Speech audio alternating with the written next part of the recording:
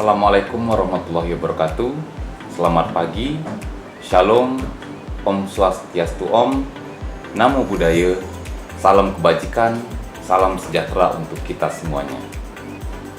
Perkenalkan, saya adalah Ilham Rifandi, SSN MSN, yang merupakan dosen tetap di program studi seni pertunjukan Fakultas Bahasa dan Seni Universitas Negeri Medan. Pada kesempatan kali ini, saya akan mengutarakan salah satu wujud dari Tridharma Perguruan Tinggi bidang pengajaran, di mana nantinya saya akan menjabarkan salah satu mata kuliah yang saya ampu, yakni Laboratorium Pemeranan. Mata kuliah ini merupakan mata kuliah wajib di program studi seni pertunjukan yang diajarkan kepada mahasiswa semester 7 dan memiliki bobot 3 SKS. Dalam mata kuliah ini, mahasiswa akan diajak untuk mengevaluasi kembali hasil pembelajaran akting yang telah dilakoni oleh mahasiswa tersebut pada 5 semester sebelumnya. Sehingga, dalam mata kuliah ini, mahasiswa akan dituntun untuk menyelami praktik akting secara filosofis sebelum nantinya melanjutkan tugas akhir di bidang pemeranan atau akting. Secara teoritis, pembahasan dalam perkuliahan ini meliputi teori dan metode akting baik yang berasal dari barat ataupun timur. Selain itu, mahasiswa akan diajak untuk meneliti tradisi atau kebudayaan tertentu dari suatu etnis yang nantinya dimanfaatkan sebagai material dalam penyusunan model pelatihan akting individu. Secara praktis, mahasiswa akan dituntun agar mampu menafsirkan metode pelatihan akting yang dipelajari, sembari mengelaborasi atau menginterpolasi kebudayaan etnis tertentu ke dalam model pelatihan akting individu. Untuk memberikan pengalaman belajar yang dinamis, mata kuliah ini disusun dalam bentuk perkuliahan teori dan praktik yang dilakukan secara resiprokal, sehingga setiap teori yang disampaikan akan diiringi workshop atau praktik setelahnya. Setelah mengikuti mata kuliah ini, mahasiswa diharapkan mampu menjadi aktor yang berwawasan lokal dan global, menjadi acting coach pemula, serta menjadi peneliti muda yang kreatif dan inovatif. Adapun yang menjadi subcapaian dalam mata kuliah ini adalah mampu mengklasifikasikan konsep, teori, dan metode acting secara komprehensif, mampu menerapkan metode acting pada kasus yang ditemukan secara sistematis, mampu mengevaluasi penerapan metode akting yang diterapkan sebelumnya dengan kebutuhan pelatihan akting individu. 4. Mampu mengombinasikan metode akting yang berasal dari barat atau timur dengan tradisi atau kebudayaan lokal tertentu. Proses perkuliahan sejatinya tidak tertutup hanya pada penguasaan konsep dan teori akting saja. Justru, penekanannya adalah pada kesesuaian antara teori dan praktik yang dilakukan oleh mahasiswa. Mahasiswa juga diharapkan mampu meneliti dan secara kreatif menyusun kembali model pelatihan akting sesuai dengan kebutuhan mahasiswa itu sendiri. Oleh karena itu, perkuliahan dilakukan secara dinamis sehingganya dibutuhkan kerja kolaboratif, interaktif, dan partisipatif dengan memanfaatkan berbagai metode, diantaranya adalah ceramah, tanya jawab, diskusi, simulasi, case method, dan team based project. Untuk penilaian, terdiri atas kehadiran, ujian tengah semester, penugasan yang terdiri dari tugas rutin, critical book report, critical journal report, mini research, rekayasa ide, dan project, serta ujian akhir semester. Pada praktik pembelajaran mata kuliah Laboratorium Pemeranan kali ini, saya akan membawakan materi acting continuum.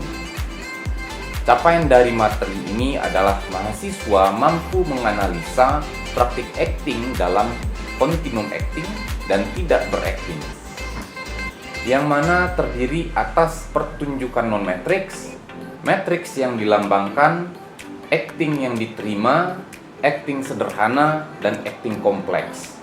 Metode yang digunakan adalah delivery, interaction, dan assessment yang disertai dengan pendekatan kontekstual, di mana nantinya saya akan memberikan suatu kondisi tiruan di mana mahasiswa akan bersentuhan langsung dengan permasalahan yang diketengahkan oleh materi yang dibawakan. Selanjutnya, mahasiswa akan diminta untuk menyampaikan pemahaman dan pendapatnya mengenai situasi tersebut. Untuk mengukur pemahaman mahasiswa atas materi yang disampaikan, selaku dosen, saya melakukan observasi ketika diskusi setelah presentasi situasi tiruan tersebut. Desain pembelajaran diawali dengan dosen melakukan tindakan apersepsi guna menarik perhatian mahasiswa dan memancing kesiapan mahasiswa mengikuti pemaparan teori dari dosen. Setelah itu, dosen melakukan orientasi materi dengan menjelaskan secara garis besar tentang teori acting continuum.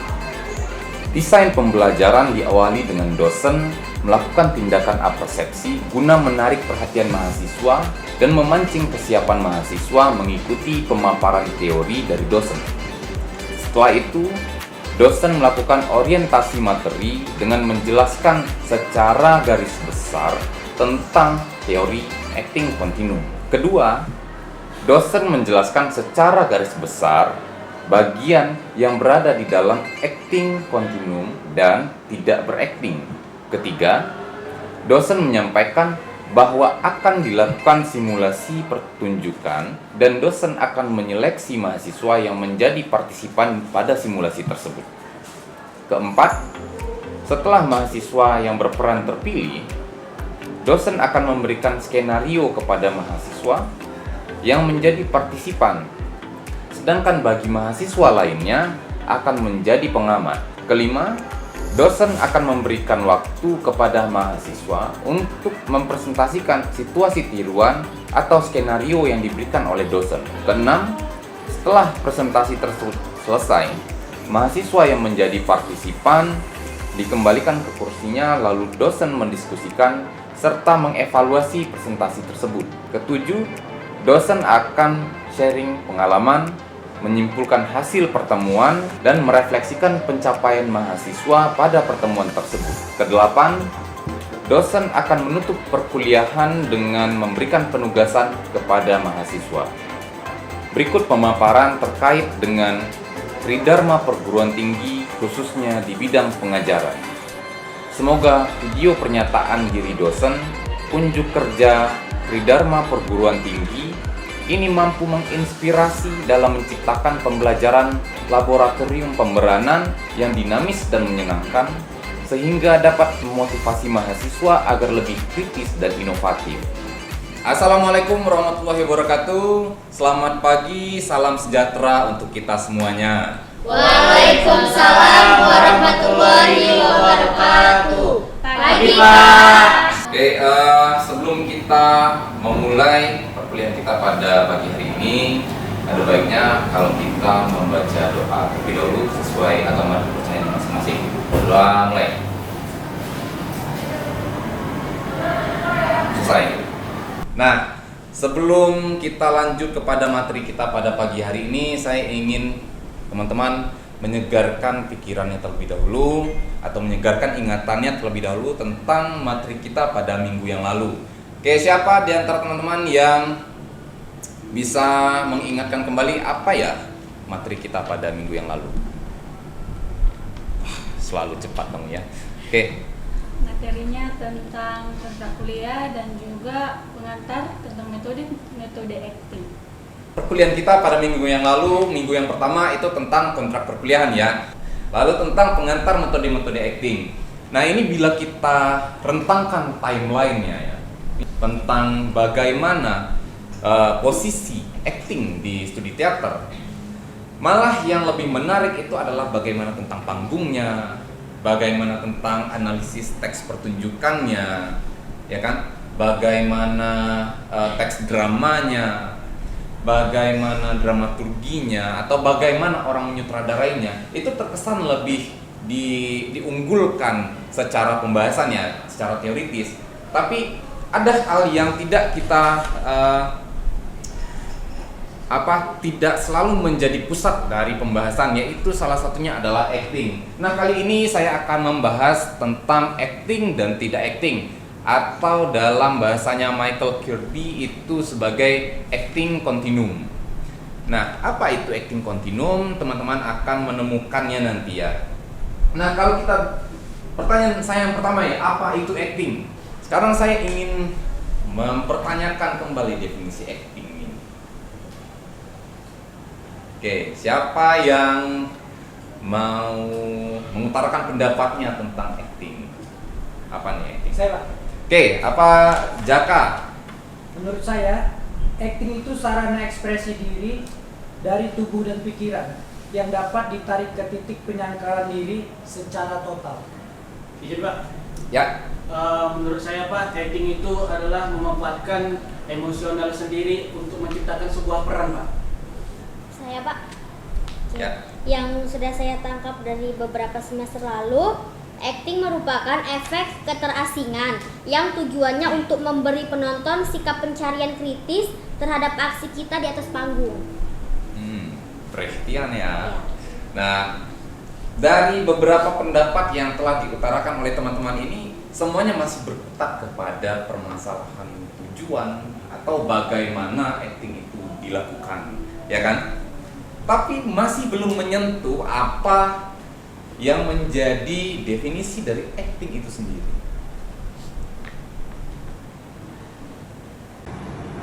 Oke, bila kita membatasi definisinya kepada apa yang telah disampaikan oleh Ika, oleh Jaka, oleh Ekel tadi ya, artinya kan kita masih membatasi diri kepada bagaimana definisi acting itu dari perspektif aktornya, ya kan?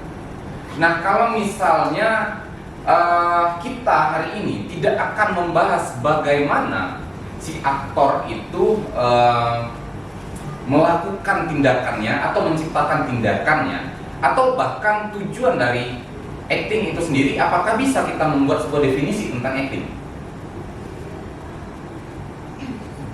Nah, oke, coba ada pertanyaan nggak sebelum kita lanjut nih? Izin, Pak. Ya. Jadi apa bisa kita menyimpulkan bahwa acting itu tindakan berpura-pura, Pak? Acting adalah tindakan berpura-pura. Bagaimana, ada yang setuju pendapat dari Gina? Pernyataan atau pertanyaan? Pertanyaan. Nah, ada yang punya pertanyaan yang sama dengan Gina?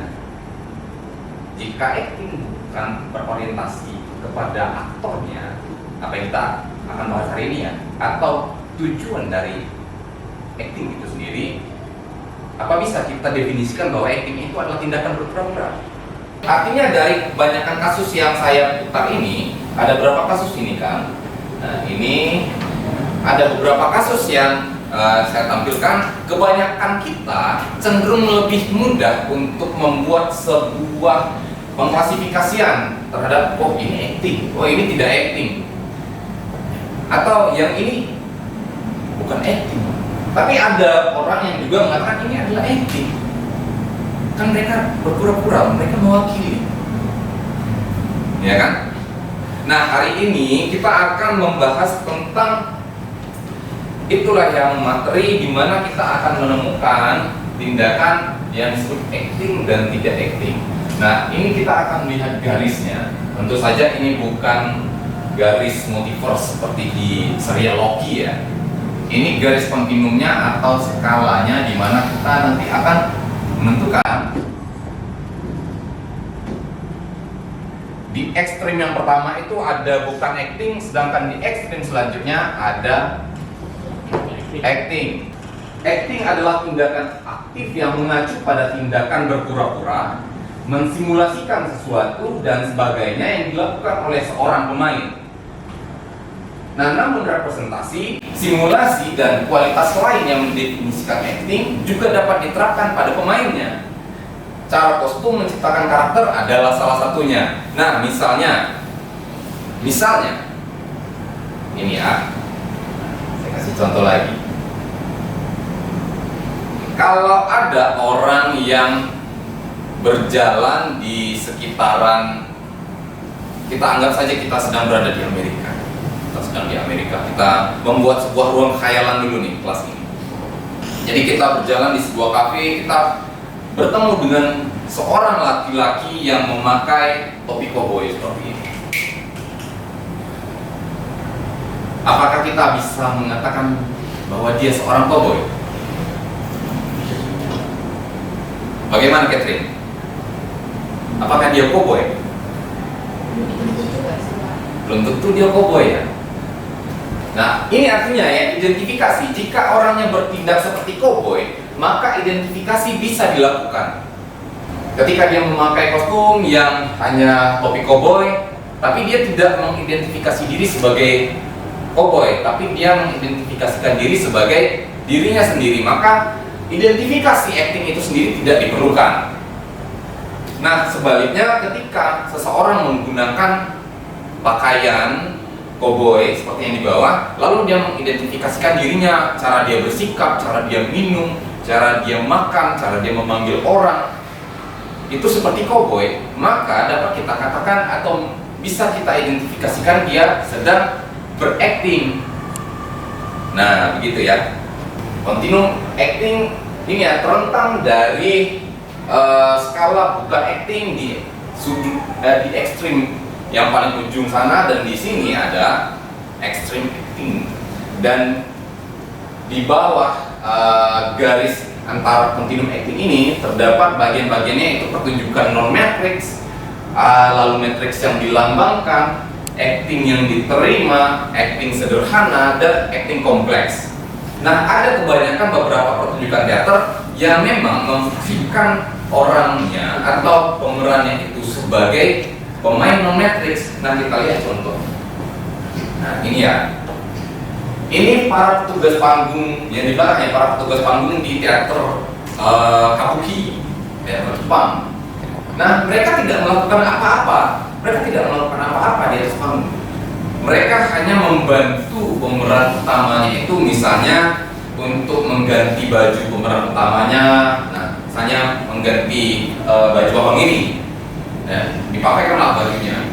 Dia memakaikan. Tugas mereka hanya seperti itu.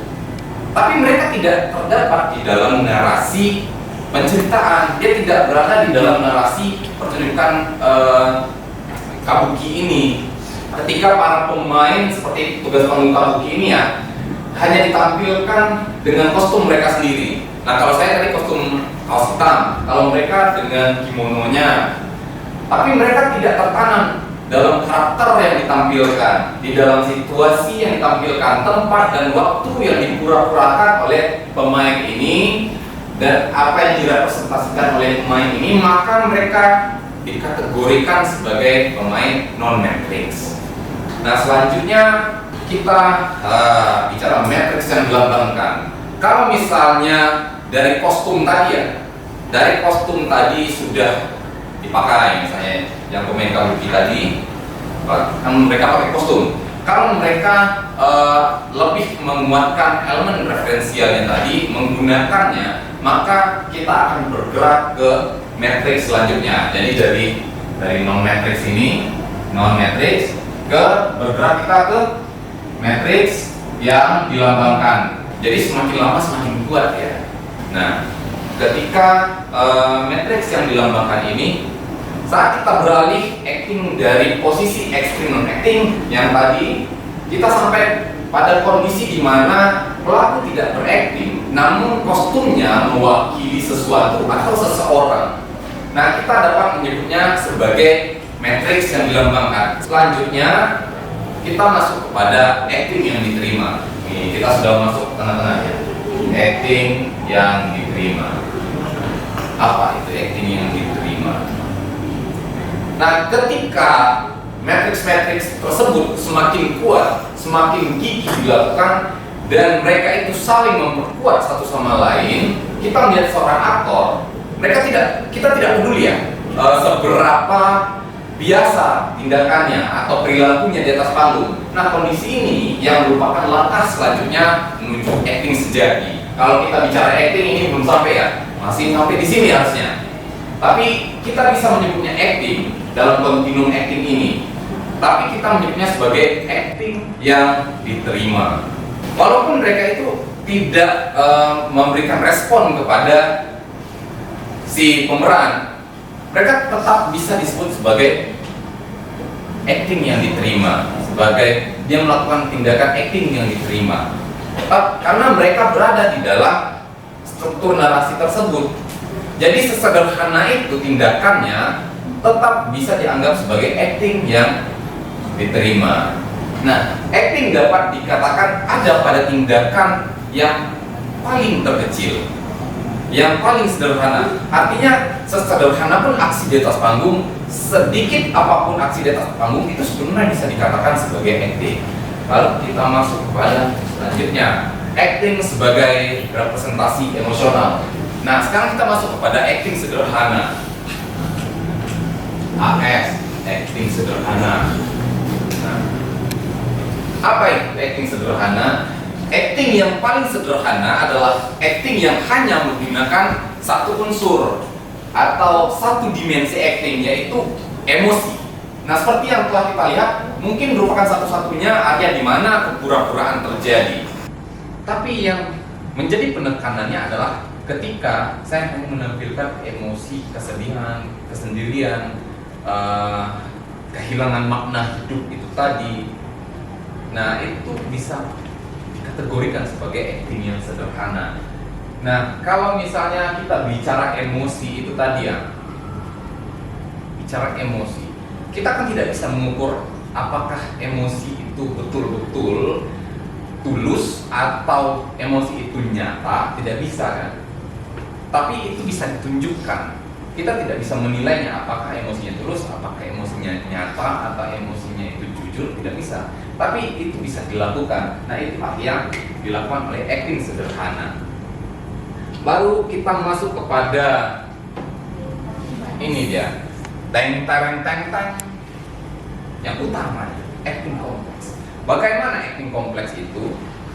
Jadi acting dia menjadi kompleks karena semakin banyak elemen yang dimasukkan ke dalam kepura-puraan. Nah, katakanlah pemain yang mengenakan jaket dari A adalah bagian dari sebuah adegan. Nah, pemain dapat memilih untuk bertindak emosi, dia bisa emosi di situ. Misalnya ketika memakai jaket itu dia ketakutan misalnya.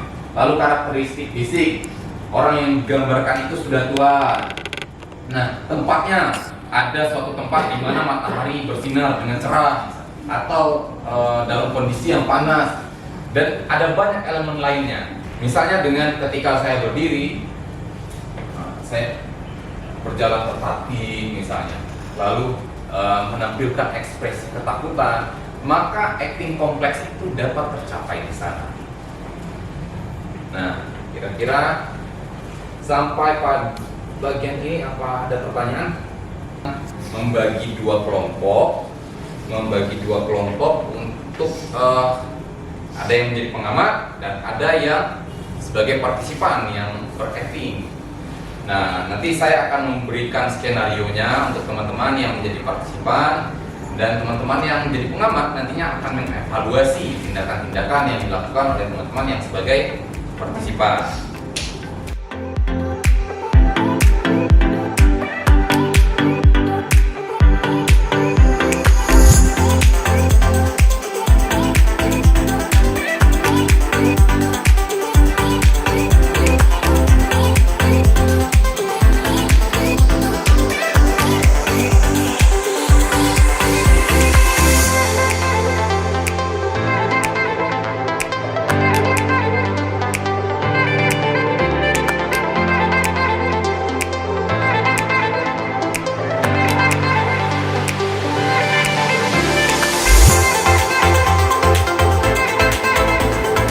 Berdasarkan simulasi yang dilakukan oleh teman-teman kita yang berlima tadi, siapa di antara teman-teman yang mau memberikan pendapatnya atau evaluasi terkait dengan materi yang telah diterima pada hari ini, kira-kira?